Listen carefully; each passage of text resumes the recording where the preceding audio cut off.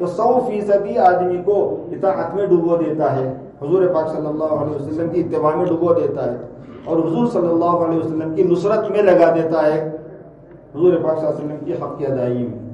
الذین آمنوا بہ وعزروہ ونصروہ واتبعوا النور الذی انزل معہ۔ یہ جو احسن دین ہے نا، جب آدمی اس کی طرف کسی کو بلاتا ہے تو وہی احسن القول ہوتا ہے۔ جب آدمی اس کی طرف کسی کو بلاتا ہے تو وہی کیا ہوتا ہے؟ وہی احسن القول ہوتا ہے۔ من احسن قولا ممن دعا الی اللہ وعمل صالحا وقال اننی من المسلمین۔ میں تو آلریڈی ہوئی ہوں، میں آلریڈی ہو چکا ہوں، میں تو بھائی سرنڈر ہو چکا ہوں، میں تو اس راستے پہ چل پڑا ہوں، آپ کو بھی آنا چاہیے۔ وقال اننی من المسلمین کا مفہومی ترجمہ عرض کر رہا ہوں، کوئی تفسیر نہیں کر رہا ہوں، مطلب یہ کہ اس مفہوم کو ادا کیا جا سکتا ہے اس طرح سے۔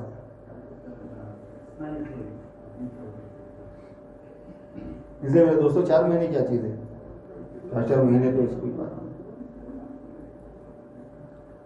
اللہ تبارک و تعالیٰ نے بڑا فضل فرمایا کہ اس مبارک کام کو زندہ فرما دیا، اور اس کو پوری امت میں اجتماعیت کے ساتھ میں ایسے زندہ کر دیا میرے دوستوں کہ انسانی دنیا میں ایک بڑا واقعہ رونما ہو گیا۔ صدیوں میں آپ کو یہ کیفیت نہیں ملے گی جو امت مسلمہ میں یہ کیفیت آ گئی، اور ایک اللہ والے کے اوپر اللہ پاک نے کچھ ایسی چیزوں کو الہام فرما دیا، القاء فرما دیا، ایسی حکمت دے دی۔ ومن یؤت الحکمۃ فقد اوتی خیرا کثیرا، ایسی حکمت دے دی جس کی کوئی حد نہیں۔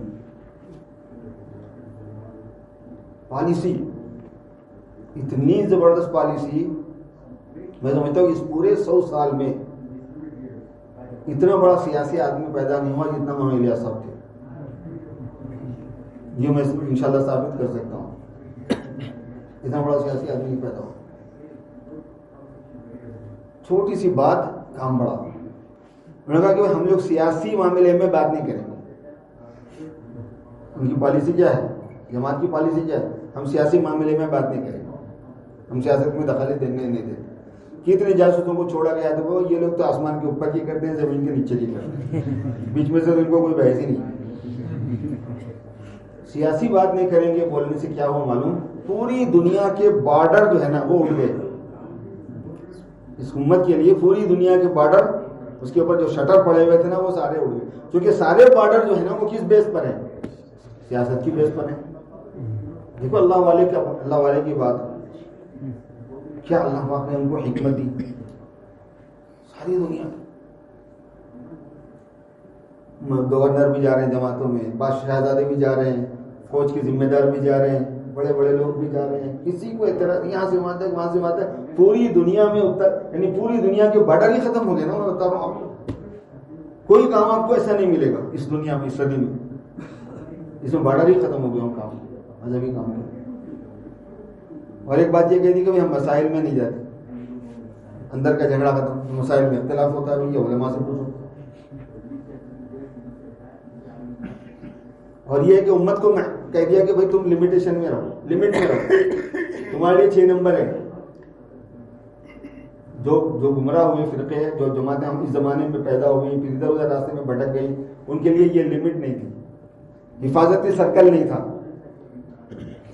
فائر وال نہیں تھی آپ کی اسمارٹ فونوں کی، فائر وال نہیں تھی۔ کیا ہو گیا؟ خود تفسیر کرنے لگ گئے، خود حدیث بیان کرنے لگ گئے، کوئی ادھر نکل گیا، کوئی ادھر نکل گیا، ایسا ہوتا ہے۔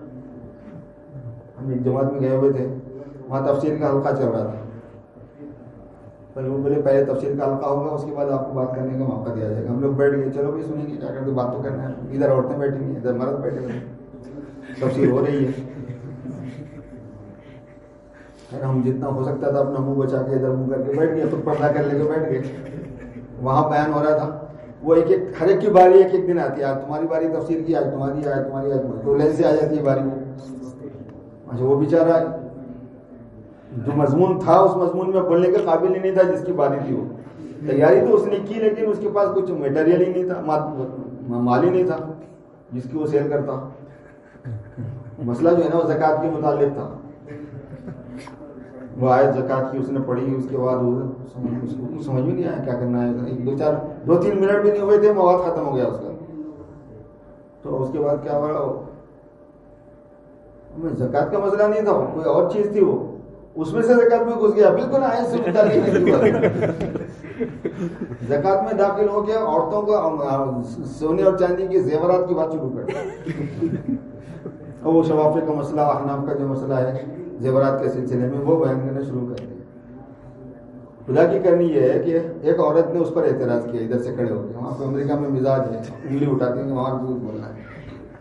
اچھا اس نے اعتراض کیا تو یہ جو صاحب تھے نا، ان کی بیوی ادھر بیٹھی ہوئی تھی، انہوں نے اس کے جواب میں ہاتھ اٹھا دیا، ان کو کچھ کہنا تھا تو اس کے جواب میں ان کے جو شوہر تھے انہوں نے ہاتھ اٹھایا، وہ تو ہاتھ اٹھا میں ہاتھ اٹھا، تو ہاتھ اٹھا میں ہاتھ اٹھا، اتنا شور بچ گیا۔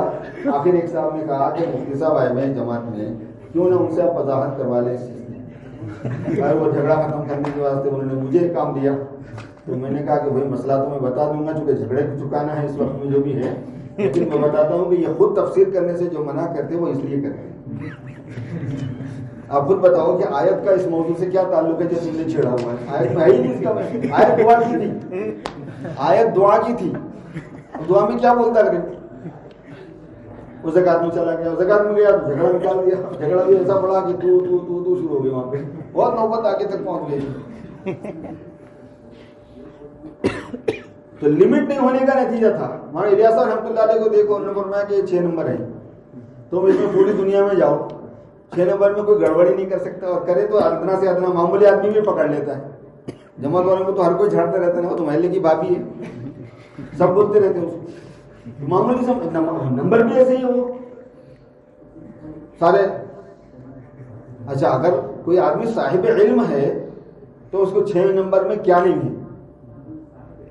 پورے دین کو سمیٹ سکتا ہے، وہ پورے دین کو سنا سکتا ہے۔ کون سی تفصیل میں آپ جانا چاہتے ہیں؟ ایمانیات میں جاؤ تو کتنا بڑا میدان ہے، عبادات میں جاؤ تو کتنا بڑا میدان ہے، علم میں جاؤ تو کتنا بڑا میدان ہے، اخلاق حقوق میں جاؤ تو کتنا بڑا میدان ہے، میدانی میدان۔ پوری قرآن شریف کو سمیٹ کے لاؤ، پورے حدیث مبارکہ کو، جو قابل ہے اس کے واسطے یہ 6 نمبر 6 نہیں ہے، پورا ہی دین ہے۔ جو سادی سطح کا آدمی ہے اس کے لیے یہ 6 نمبر ایک لمٹ ہے، اور بہت عافیت ہے اس میں۔ میں یہ بتا رہا تھا کہ اللہ تبارک و تعالیٰ نے ان کو ایک ایسی حکمت دی کہ پوری دنیا کے اندر کام پھیل گیا۔ ایک اہم مضمون سنانا چاہ رہا ہوں میں، تھوڑا وقت اس میں لگ جائے گا، لیکن تھوڑا سا آپ سن لیجئے۔ موجودہ جو حالات اس کے چل رہے ہیں نا، میں اس رخ پر آنا چاہتا ہوں، اور اصل اس کا بیک گراؤنڈ آپ کو سمجھا دینا، عرض کر دینا چاہتا ہوں کہ ہوا کیا ہے، ہوا کیسے ہے۔ بہت اہم مضمون ہے، تھوڑا قابل توجہ ہے۔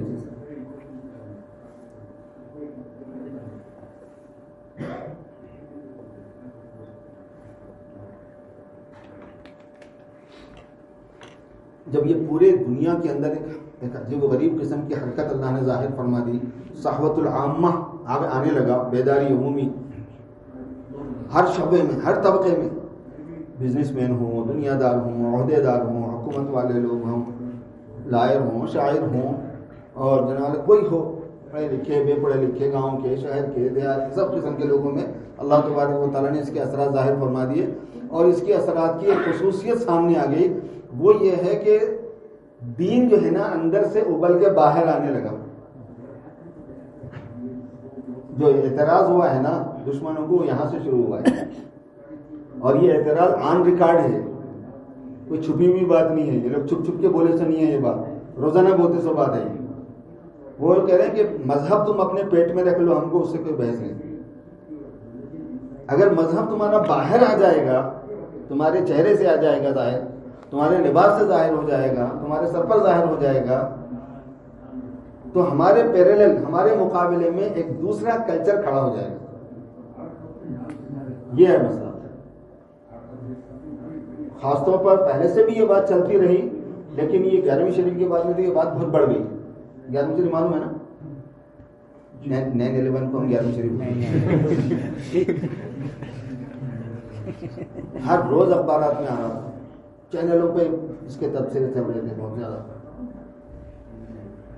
کہ بھائی انہوں نے جو ہے نا ایک مستقل کلچر کھڑا کر لیا، کھڑا کر رہے ہیں لوگ پوری دنیا میں، وہ بھی، اور کسی ایک شعبے میں نہیں، سب شعبوں میں آ رہا ہے۔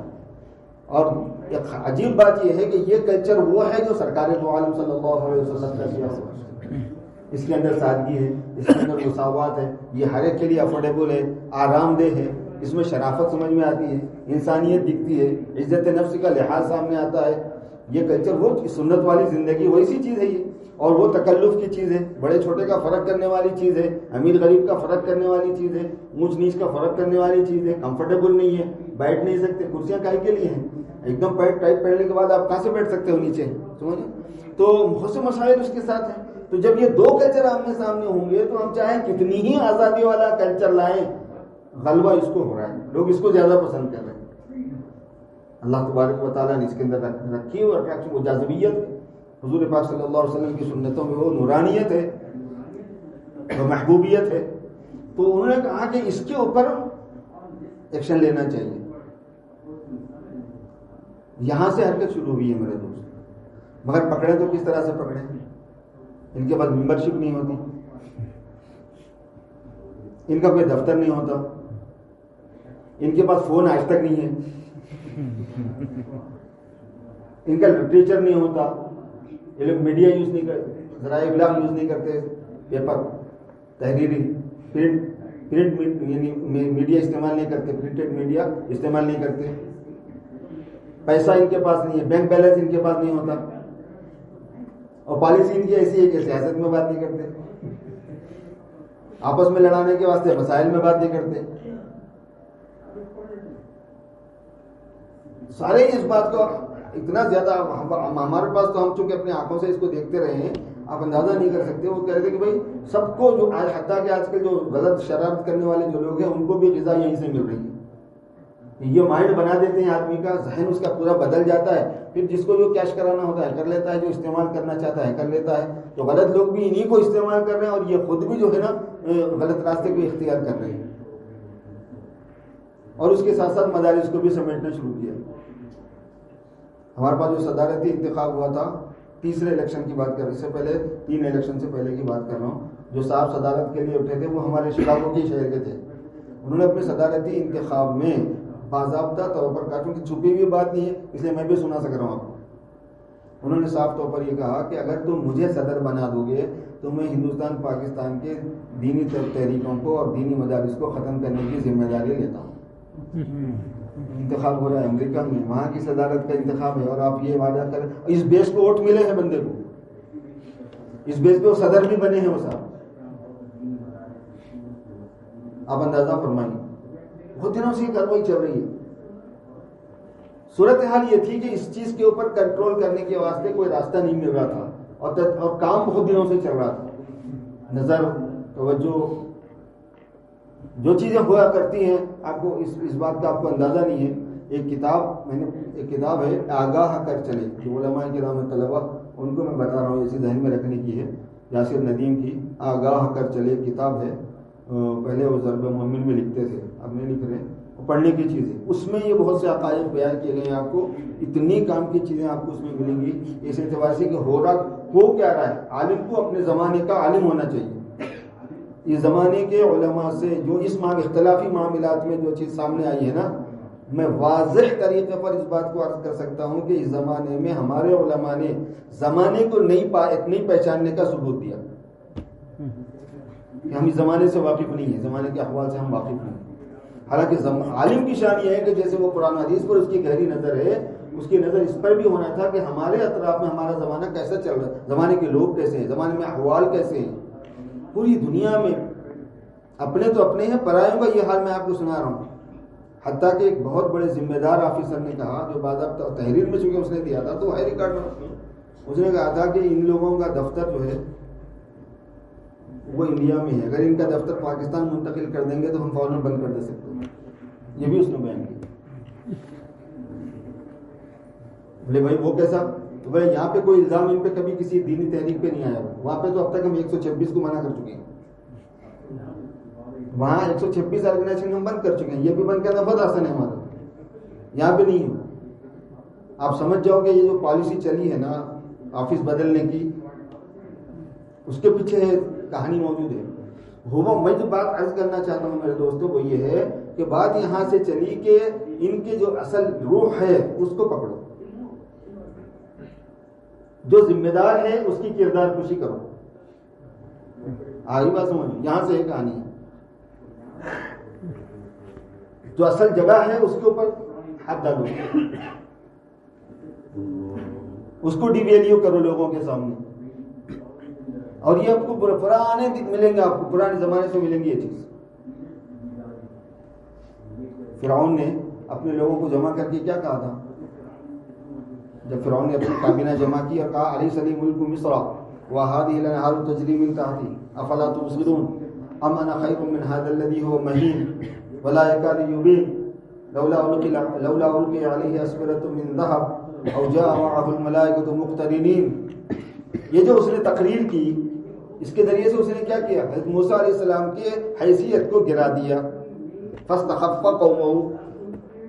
فاستخف موسیٰ قومه.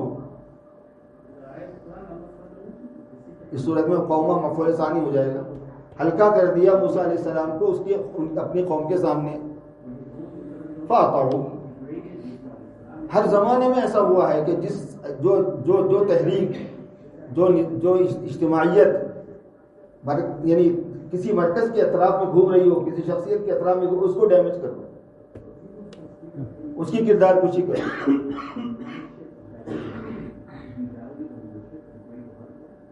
اس میں لوگ کرتے کیا ہے معلوم؟ اس میں کرتے یہ ہیں کہ کن کن لوگوں کو کس کس طرح سے شکایت ہے. آپ ناراض ہیں تو کیوں ناراض ہیں؟ آپ میں دوستی ہے یا کچھ شکایت ہے؟ دوستی ہے یا کچھ ہے تو کیوں ہے؟ ہے تو کیوں ہے؟ ہے تو کیوں ہے؟ ایک مہینہ رہا ہوں، یہ جب معاملہ شروع ہوا تو ایک مہینہ اسی مقصد کے لیے جا کے رہا، اور روزانہ یہی کام تھا. ان کا کیا قصہ ہے، ان کا کیا قصہ ہے، ان کی کیا کہانی ہے، لوگ کیا بولنا چاہ رہے ہیں، یہ کیوں ناراض ہو گئے ہیں، وغیرہ وغیرہ ایسی باتیں تھیں بہت سی. اللہ تعالیٰ نے اس موقع پر بہت سی باتیں ایسی چلا دی. معاف کرنا میں تکلیف ہونے سے جو شکایتیں تھیں نا، ان شکایتوں کو قیاس کرنا ہوتا ہے، ان کو استعمال کرنا ہوتا ہے. دشمن کا کام یہ ہوتا ہے کہ اس کو استعمال کرنا، اور ایسے انداز میں بات کو سامنے ایک دوسرے کے لانا کہ ایک بدگمانی بڑھتی چلی جائے. مولانا محمد عمر پالنپوری کو جن بزرگوں نے سنا ہوا ہے، یہاں اچھی طریقے سے واقف ہیں، وہ پورے چاروں ادوار کے حالات کو سنایا کرتے تھے کہ دور فاروقی کس بات کو بتاتا ہے، کس بات کا سبب دینے کے لیے ہے ہمت کو، دور فاروقی کس بات کے لیے ہے، دور صدیقی کس بات کے لیے ہے، دور عثمانی کس بات کے لیے ہے، دور علوی کس بات کے لیے ہے.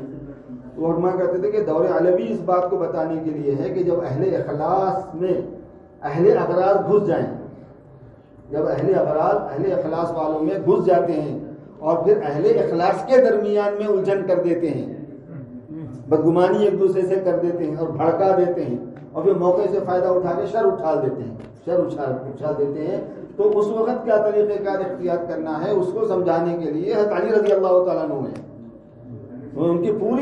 ان کا پورا دور خلافت آپ کو اس مضمون سے بھرا ہوا ملے گا.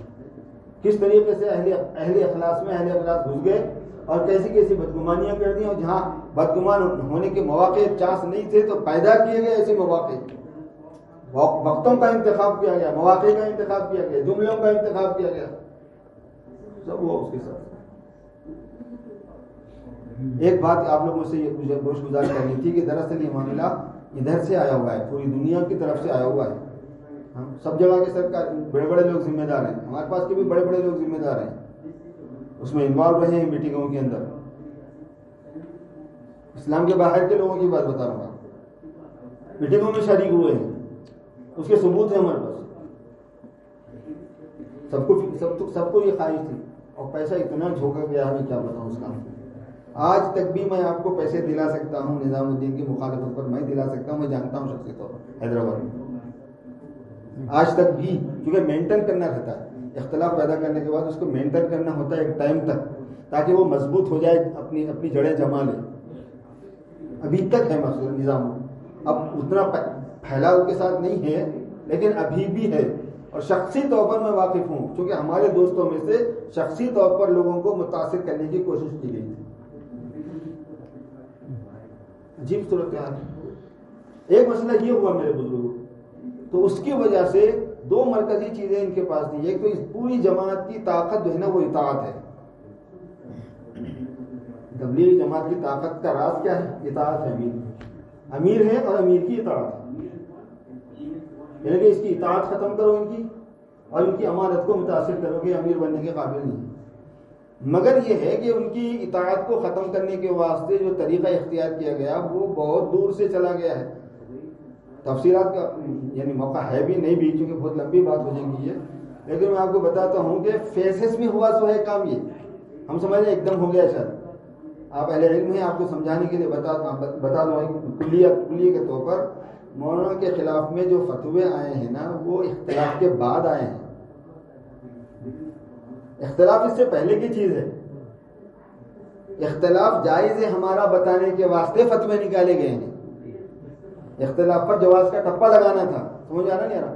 اختلاف کا نتیجہ سامنے نہیں آ رہا تھا جو چاہا جا رہا تھا، تو اس کو ثابت کر اس کا جواز فراہم کرنے کے لیے یہ تدبیریں دکھائی گئی ہیں. اس میں 4 فیسز ہیں، 4 مرحلے پیش آئے ہیں. بات سمجھانے کے لیے میں عرض کر دیتا ہوں، کیونکہ طلبا بھی یہ بات اچھی طرح سمجھ لیں تو بہت اچھا ہے. حضرت جب بھی حضرت کی طبیعت میں بشاشت نہیں رہے گی تو چلے جائیں، کیونکہ زیادہ دیر تک بیٹھنا مشکل بھی ہوگا. ویسے میں بہت زیادہ دیر تک بھی نہیں جاؤں گا، لیکن ابھی تو 15-20 منٹ شاید اور ہو جائیں. ہم لوگ جب مفتاح کی مشق کر رہے تھے مفتی نصیر احمد صاحب رحمۃ اللہ علیہ کے پاس ساتھ میں مفتاح جلال آباد میں، مدرسہ سے ایک سوال آیا، بچوں کو دیتے نا مشق کرنے کے لیے، بنا کے لاؤ جواب. سوال یہ تھا کہ امام کی جو بیوی ہے نا وہ بے پردہ پھرتی ہے، ایسے شخص کو امام رکھنا چاہیے نہیں رکھنا چاہیے؟ تو سوالات آپ ہی حضرت دے دیتے تھے، اس کے بعد جواب بنا کے لاؤ، ہم دیتے نکالنا چاہیے کتاب، یہ کتاب کا حوالہ، وہ کتاب کا حوالہ. بولے اگر یہ امام کی بیوی بے پردہ پھرتی ہے تو امام بھی فاسق ہے، کیونکہ یہ روکتا کیوں نہیں؟ اور فاسق کی امامت صحیح نہیں ہے، لہذا یہ فاسق ہے، فاسق کی امامت صحیح نہیں ہے. جس کی بیوی بے پردہ پھرتی ہو اس کی امامت صحیح نہیں ہے. بنا کے مفتی صاحب کو جواب دیا، لکھے جواب، حوالے بھی دیے. جی ہاں یہ سب سوال کیا ہے پوچھے. سوال پڑھ کے سنایا مفتی صاحب، کہیں کہ سوال یہ نہیں. کیا ہے سوال؟ بولے سوال یہ ہے کہ میری امام سے لڑائی ہو گئی، اس کو نکالنا چاہ رہا ہوں،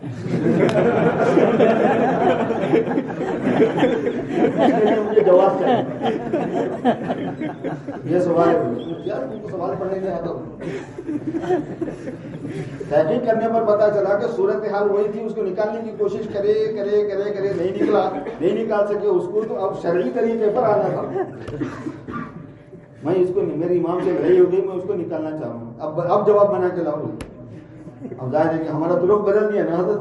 پھر ہم جواب لا کے دیے وہی، اگر اس کی بیوی بے پردہ پھرتی تو اس کا کیا قصور ہے؟ اس نے نصیحت نہیں کی، اس نے اس کو رہبری نہیں کی، مسئلہ نہیں بتایا، آواز نہیں کیا، اس کی کیا دلیل ہے کہ نہیں کیا ہی ہوگا جب وہ امام ہے تو. لہذا اس کی فسق سے اس پر کوئی اثر نہیں پڑتا، لہذا اس کو امام سے ہٹانا جائز نہیں ہے. بلکہ جب فتویٰ بنا کے ہم یہ جواب صحیح ہے اس کا. یہی تو ہے اصل سوال. مشق جو ہوتی ہے وہ سوال سمجھنے کی تو ہوتی ہے. فتوے کی جو مشق ہوتی ہے، ایک تو حوالہ نکالنے کی کوشش کرنی ہوتی ہے، اور دوسرے یہ ہے کہ سمجھنا ہوتا ہے اصل میں بات کیا پوچھی جا رہی ہے، کیا ہے یا نہیں. اس قصے میں بھی اپنی یہی ہوا سو ہے. ہنسی کی بات ہے، لیکن 100 مرتبہ ہنسی کی بات ہے، یہی ہوا ہے اس میں.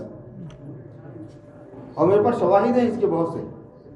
فیسز میں کیا فیسز آئے تھوڑا سا آگے کر دیتا ہوں. سب سے پہلی بات یہاں سے شروع ہوتی ہے، یہ 14 میں حیدرآباد میں جو امیر صاحب تھے وہاں پہ عمارت رہی حیدرآباد دکن میں. نعیم اللہ خان صاحب امیر تھے وہاں پہ جماعت کے کام، بہت معتمد علیہ تھے. انعام اللہ صاحب رحمۃ اللہ علیہ کے بھی، زبیر صاحب کے بھی، صاحب کے زمانے میں، مطلب جب تک انہوں حیات رہے وہاں امیر ہی رہے وہ. تو ان کی جو شورا تھی، ہر امیر کے ساتھ شورا ہوتی ہے. امیر کے ساتھ شورا نہیں ہوتا یہ کوئی کانسیپٹ نہیں. امیر اور شورا یہ خود ہی دیا ہوا ورڈ ہے. ادھر امارت ہے، ادھر شورا ہے، یہ دیا ہوا ورڈ ہے. امیر کبھی بغیر شورا کے رہا ہے؟ نظام الدین میں کبھی بغیر مشورے کے کام چلا ہے؟ سمجھا؟ کبھی شورا سے امیر خالی رہا ہے کیا وہاں پہ؟ کیسی بات ہے کہ ایک طرف امارت ہے ایک طرف شورا ہے. غور نہیں کرتے ہمارے ساتھی کہ کون سی بات کہی جا رہی ہے، کیا ہے کیا نہیں. اور جہاں پہ لفظ یہ دیا گیا ہے وہاں پہ امپلیمنٹ ہے اس کا. 5 آدمی وہاں ہیں، 3 آدمی وہاں ہیں، 2 آدمی وہاں ہیں، کب مشورہ کرتے؟ کس پہ مشورہ کرتے؟ کبھی کرے اس پہ نہیں جانا ہے مجھے، لیکن اگر آپ کے پاس آپ کا ذہن ہے چلانے کے لیے، تھوڑا سا میں لکھ دے دیا آپ کو جو اصل جو صورتحال ہے وہ بتانے کے واسطے. تو ہمارے پاس ہوا یہ کہ حیدرآباد میں جو ان کی جو شورا تھی امیر صاحب کی 11 آدمی تھے، اس میں سے 7 کا انتقال ہو گیا، دھیرے دھیرے 4 رہ گئے. تو اس کا ایکسٹینشن کیا گیا، اس میں 7 کا اضافہ کیا گیا، 7-8 کا اضافہ کر کے نظام الدین کو بھیجا گیا. حضرت مولانا زبیر صاحب رحمۃ اللہ علیہ حیات تھے. تو حضرت مولانا زبیر صاحب کی تشریف آوری کے بعد میں حضرت مولانا خاص صاحب نے فرمایا کہ مولانا زبیر صاحب آ جائیں، اس کے بعد اس پر غور کیا جائے گا. مولانا سفر میں تھے، مولانا واقعی صاحب اس پر غور کیا گیا. فرمایا جن جن لوگوں کا نام دیا گیا ہے ان کو بلایا جائے. سب کو حیدرآباد سے بلایا گیا، سب کا تفقد ہوا. ہر ایک کا شخصی طور پر کہ کام میں لگے ہوئے ہیں نہیں ہیں، عملاً کسی کے ساتھ موافقت تو نہیں کی گئی ہے، تعلقات کی وجہ سے تو نہیں رکھ لیا گیا ہے، اقربا پروری تو نہیں ہوگی. دیکھتے نا اس بات، سب کا تفقد انفراداً ہوا. پورے تفقد کے بعد میں یہ طے کیا گیا کہ ہاں مناسب ہے بالکل شورا ایکسٹینشن، اس کو جو ہے نا منظور کیا جاتا ہے نظام الدین کی طرف سے. فتنے کا آغاز یہاں سے ہوا. ایک صاحب جو انتہائی دعوت کے ساتھی اور بہترین بیان کرنے والے، بہت بزرگ اور ہزاروں آدمیوں کو اللہ نے ان کے ذریعے سے ہدایت دی، بڑے قربانی والے ساتھی، وہ بھی اس میں تھے ذمہ داروں میں. ان کے دماغ میں کسی نے ڈال دی تھی کہ نہیں معلوم کہ امیر صاحب تو لڑکنے والے ہیں، خلیفہ ہیں، اس کے بعد اب آپ ہی امیر ہو جاتے ہیں، قصہ ختم نہیں ہوتا. تو ان کی طرف سے یہ بات آئی کہ نہیں بھائی یہ ایکسٹینشن ہمیں منظور نہیں، رہنے دو. ایسے جو 4 رہ گئے ہیں، وہ 4 بھی بیمار تھے، حالانکہ جو 4 رہ گئے ہیں نا وہ 4 ہی رہنے دو. ہمیں جو ایکسٹینشن ہوا ہے شورا میں، ہمیں شورا منظور نہیں ہے. بات یہاں سے چلی سو ہے پہلے سے. پہلا فیز یہ ہے، ہمیں شورا منظور نہیں ہے، وہی رہنے دو.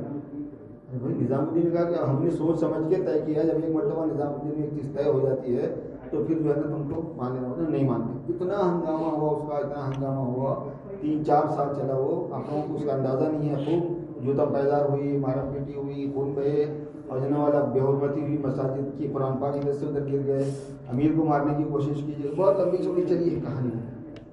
اتفاق کی بات کیا ہوئی، کیا پیش آئی؟ حیدرآباد کے ایک صاحب ایک مدرسے کے ذمہ دار ہیں مالی اعتبار سے، جو دور ہے ذرا، بنگلور کے قریب ہے. تو وہ جا رہے تھے تو وہ ٹھہر گئے ایک جگہ پر. تو وہ مدرسے والے صاحب کہنے لگے کہ بھائی تمہارے جھگڑے کا کیا ہوا حیدرآباد میں؟ تو انہوں نے کہا کہ بھائی تیرے کو ہمارے جھگڑے سے کیا لینا دینا ہے، یہاں رہتا ہے. کہنے لگے میرے کو کیا لینا دینا ہے، یہی تو ہوتا ہے سارا مشورہ. بولے اس نے کہا ادھر سے بنگلور سے 15 آدمی آتے ہیں، حیدرآباد سے 15 آتے ہیں، یہی تو مشورہ ہوتا ہے. ہمارے ہم اپنے دانتوں میں انگلی پکڑ لیے جیسے یہ بات معلوم ہوئی، کیونکہ وہ صاحب اپنے آدمی تھے. انہوں نے کہا کہ یہ تو بچے یہ بول رہے ہیں، آپ کے مطلب صاحب یہ بول رہے ہیں. معلوم کیے تو معلوم ہوا کہ ان صاحب کو برگشتہ کرنے کے واسطے بات وہیں سے چلی. ایک صاحب جو نظام الدین میں رہتے تھے وہاں سے بات چلی، اور یہ تحقیق کی گئی کہ بھائی کیا ہوا وہاں پہ. تو انہوں نے کہا کہ یہ بندہ بہت اڑ رہا ہے، اس کے پر کترنا ضروری ہے.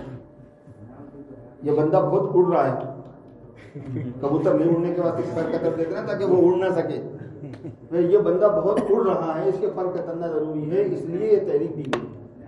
اب مگر وہ کتنے دن چلتی، تھوڑے دن چلی، شرارت ہوئی، ہنگامے ہوئے، طوفان بدتمیزی ہوئی، نہ پھر دب گیا معاملہ. یہ معاملہ کامیاب نہیں ہوا. جب یہ معاملہ اب تک جو ہے نا مولانا سعد صاحب کو امیر کون بنائے نہیں اٹھا تھا یہ مسئلہ. شورا ہونا چاہیے یہ مسئلہ بھی نہیں اٹھا تھا. سمجھ آ رہا ہے؟ تو پھر یہی صاحب کی طرف سے وہاں پہ شورا بنانے کا مشورہ گیا پڑوس والوں کو کہ بھائی تم لوگ شورا بناؤ. یہ کیسے معلوم ہوا؟ یہ ایسے معلوم ہوا کہ ایک موقع پر ادھر کے لوگوں نے کہا کہ بھائی آپ لوگ بولے بول کے تو ہم بنائے. نظام الدین والے بولے ہم کب بولے آپ کو؟ انہوں نے لیٹر نکال کے دکھا دیا، یہ لیٹر ہے سب، اس میں لکھے تھے کہ ہاں آپ لوگ مل کے شورا بناؤ. کون لکھے؟ تو وہی صاحب کی دستخط تھی.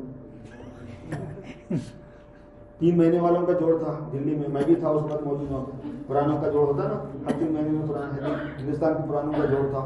ہزاروں آئے ہوئے تھے، 4-5 ہزار آئے ہوئے تھے پرانے. سب لوگوں کو جب پتا چلا ان کو گھیر لیا وہ صاحب، وہ بھی صاحب آئے ہوئے موجود تھے. ان صاحب کو گھیرنے کے بولے آپ لیٹر لکھے. تو جی ہاں میں لیٹر. کس سے پوچھ کے لکھے آپ؟ کسی بھی نہیں پوچھا. یہاں طے ہوا کیا مشورے میں؟ نہیں طے ہوا. پھر آپ نے کیسے لکھا؟ تو بولے میرے سے غلطی ہوگی. انہوں نے کہا مجھ سے غلطی ہوگی. اتنا بڑا ہنگامہ ہو گیا، کتنا ہو گیا، آپ کہہ رہے ہیں میرے سے غلطی ہوگی. اب آپ دوبارہ لیٹر لکھو کہ یہ مجھ سے غلطی ہوئی اور اصل یہاں کی شورا یہ ہے اور یہاں نظام الدین سے ایسا کوئی خط نہیں گیا تھا. انہوں نے پھر دوبارہ لکھا, اپنی دستخط سے لکھا, وہ بھی ہم نے دیکھا ہے, اس کی کاپی ہے. وہ اس کو کدھر کر دیا کہ پتہ ہی نہیں چلا اس کا کہ گیا کدھر, اس کا انجام کیا ہوا نہیں معلوم اس کا. تو مسئلہ یہ چلا شورا کا کہ بھئی ایک ایسی شورا بنائی جائے. اور اس شورا کے بننے میں جو پروسیس ہوا ہے اس میں ایک دلچسپ بات, تفصیلات تو بہت ہیں, میں کاٹ کرنے کی کوشش کرتے جا رہا ہوں جگہ جگہ سے. ایک اہم بات جو آپ کے سامنے وہ یہ ہے کہ ایک بڑے مولانا سہارنپور کے, انہوں نے حضرت مولانا سلیم اللہ خان صاحب رحمۃ اللہ علیہ کو لیٹر لکھا, وفاق المدارس کے جو صدر ہیں. حضرت مولانا مسیح اللہ خان صاحب کے خاص شاگرد تھے. حضرت مولانا مسیح اللہ خان صاحب کے دو شاگرد خاص ہیں, علامہ رفیق احمد صاحب جس نے مولانا سلیم اللہ خان صاحب. مسیح محمد فرمایا کرتے تھے کہ یہ میری دونوں ناک ہیں, یہ میری بہت ہی چاہتے تھے ان کو.